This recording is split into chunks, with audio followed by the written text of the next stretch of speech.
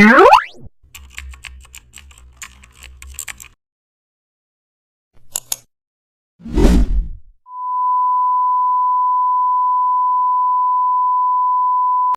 back to the channel. Don't forget to like, share and subscribe for more updates.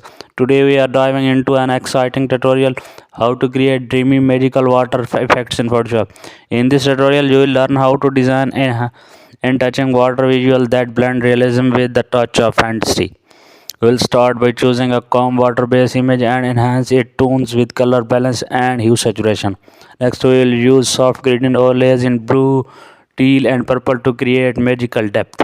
You will learn to add sparkles, ripples and glowing reflections using custom brushes and layer effect. We will apply Gaussian blur to soften transitions and make with the glow natural. Then we will paint light trails and mist using a soft white brush set to overlay mode. To add realism, we will include reflections